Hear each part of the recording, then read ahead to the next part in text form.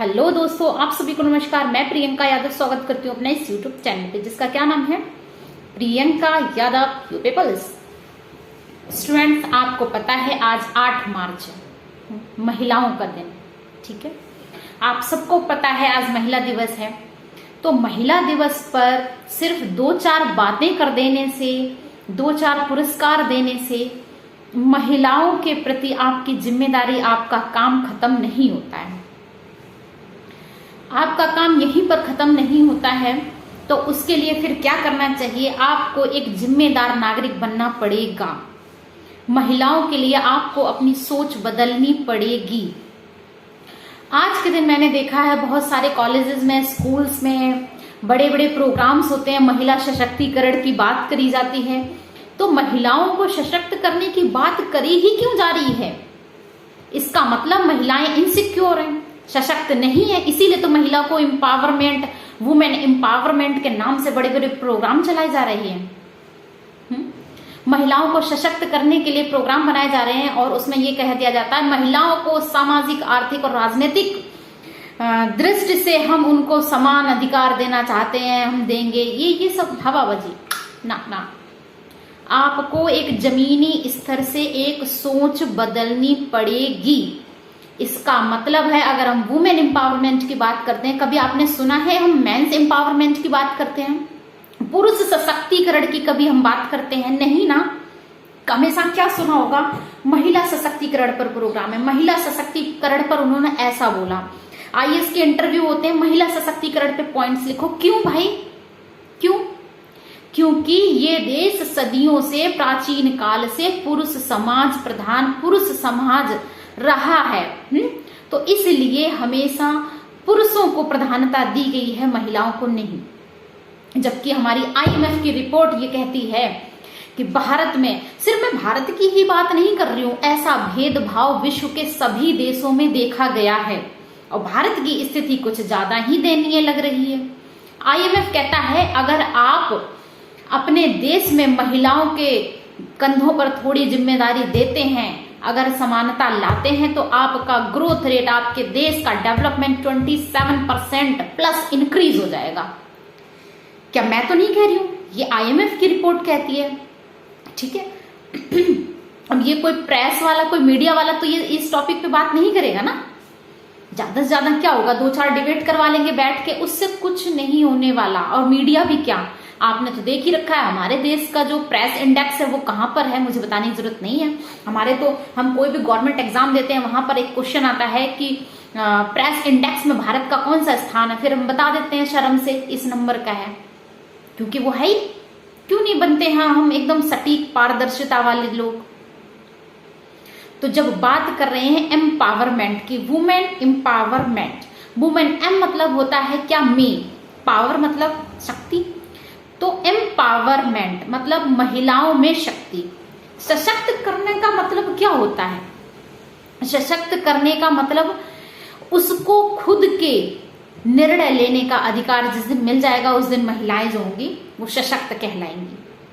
बात समझ में आ रही है? उस दिन महिलाएं सशक्त हो जाएंगी। अभी तो तुम लोगों ने एक लाइन बता देती हूं कि महिलाओं को कहते हो कि बेटी, बहू, माँ, घर की इज्जत तेरे हाथ में है, मतलब तू घर की इज्जत है। बेटी को कहते हैं तुम घर की इज्जत हो।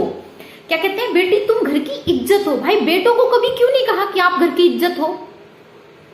बेटों को भी तो आप कह सकते हो, वो घर का सम्मान है, घर की इज्जत है। घर की इज्जत संभालने का ठेका बेटी ने ही ले रखा है क्या? आप बेटों को नहीं कहोगे? बेटों को भी तो बोल सकते हो ना कि आप घर की इज्जत हो, मान मर्यादा हो। बेटी ही क्यों? आपने पूरे समाज की जिम्मेदारी बेटी को ही क्यों दे रखी है? A man grows up in woman's lap. That's why we can say ladies first. कहने का अर्थ है एक इंसान, एक व्यक्ति, एक पुरुष महिला की गोद में ही पलता है, बढ़ता है। ठीक है, इसीलिए कहा जाता है लेडीज फर्स्ट। अगर ये बात सच है, ये 100% सच है, तो फिर ये अधिकार क्यों नहीं मिल रहा है उसे? सोच, कहां पर हमारी बराबरी है, किस जगह पर हमारी बराबरी है?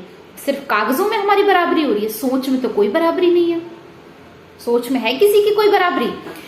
एक मेल कैंडिडेट अगर किसी से बात कर रहा है तो उसको आसपास देखना नहीं पड़ता, किसी को पूछना नहीं पड़ता है कि आप उससे कितनी देर बात कर रहे हो, क्या बात कर रहे हो। जबकि फीमेल अगर बाहर बात कर रही है किसी से या कोई बात हो रही है तो उसको पॉइंट आउट किया जाता है। क्यों?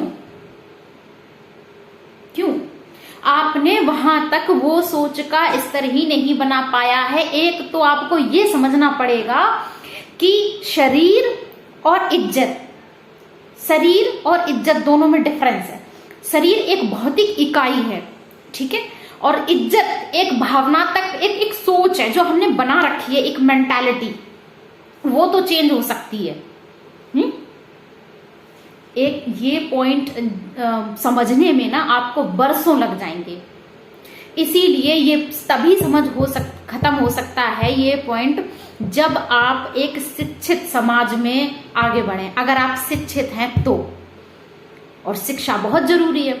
अब तक हमारी बराबरी नहीं है। यूपी में हम रहते हैं, यूपी पुलिस या फिर यूपी किसी में भी बात कर लो, किसी भी फील्ड में बराबरी नहीं है। आप यूपी का परसेंटेज उठा के देख लो, यूपी में मेल कैंडिडेट का शिक्षा का स्तर और वुमेन्स का। बस कहने के लिए थोड़ी ना होता है ना कि आप घर में महिलाओं को कितनी रिस्पेक्ट दे रहे हो। क्या आपको 7 दिन में एक छुट्टी चाहिए? क्या महिलाओं को एक छुट्टी नहीं चाहिए? कब आप बोलते हो मम्मी आज आप बैठो, आज हम काम करते हैं? आप अपनी वाइफ को कब बोलते हो आज आप रुको, आज आप रेस्ट लो? क्या उसकी जिंदगी, खासकर ग्रामीण महिलाओं की मैं देखती हूँ, पर डे सुबह से शाम उठना, खाना बनाना, वही काम करना और फिर वही नेक्स्ट डे फिर से वही। क्यों? उनका मन नहीं करता है घूमने का, फिरने का? करता है ना। और हमारा देश तो वीरांगनाओं का देश रहा है। आजकल के न्यूज़पेपर में, मैंने सुबह ही एक न्यूज़पेपर उठा के देखा, कुछ भी किसी वीरांगना का कोई जिक्र नहीं है इसमें। क्यों? मतलब ऐसे न्यूज़पेपर हम पढ़ें जिसमें किसी वीरांगना का कोई जिक्र नहीं हो रहा है? कौन सी वीरांगना का फिर जिक्र हो रहा है? हमारे देश में लक्ष्मीबाई, कल्पना चावला, मतलब कितने में एग्जाम्पल दे दूं, लेकिन नहीं, हमारे न्यूज़पेपर वालों को आज उनके बारे में लिखने का फुर्सत नहीं है। कितनी शर्म की बात है। सोचना पड़ेगा, आपको सोचना पड़ेगा। महिलाएं जब घर से लेट नाइट बाहर से आ रही हैं जॉब करके, तो पड़ोसी कैसे देखते हैं? जब मेल कैंडिडेट आ रहा है तो फिर ये डिफरेंस नहीं। क्यों? वो भी तो अपना काम करके आ रही है। हाँ, बदलाव होगा, शिक्षित बच्चे आएंगे, शिक्षित समाज आगे बढ़ेगा तो बदलाव होगा। जैसे आज मैं जिस डेस्क पे बैठी हूँ इसका क्या है? महिला हेल्प डेस्क है। पुरानी थानों से अब चीजें बहुत बदल रही हैं, ठीक है ना। अब जैसे पुलिस स्टेशन हुआ, रेलवे स्टेशन हुआ, महिलाओं को दर्जा दिया जा रहा है। मुझे सच बताऊं तो, मैं राजनीति की बात नहीं करूंगी, मेरी शिक्षा दिल्ली में हुई, आप सबको पता है। दिल्ली से अच्छी मुझे कहीं व्यवस्था लगी ही नहीं। चाहे वो बस हो, कुछ भी, सब फ्री, और क्या बोलते हैं, रिस्पेक्ट, बढ़िया। अब तुम अपवादों की बात करोगे, अपवाद तो हर जगह है, अपवाद तो तुम्हारे घर में भी है, ठीक है। हर कोई इंसान परफेक्ट नहीं होता, मैं भी परफेक्ट नहीं हूं, मुझ में भी 1000 कमी होंगी, ठीक है। एक कोशिश करी जा रही है, तो आई वुड से कि ये कोशिश यूपी में भी हो और हर जगह हो। और इस टॉपिक को लेकर मैं आज शाम को लाइव भी आने वाली हूं। मैं आप सबके भी विचार जानना चाहती हूं कि आप सबके क्या विचार हैं वुमेन्स के लेकर। क्या आप नया करना चाहते हैं? क्या आप बदलाव ला सकते हैं इस फील्ड में? क्या IMF की रिपोर्ट गलत है? क्या अंबेडकर जी ने जो क्वेट दिया था वो गलत है?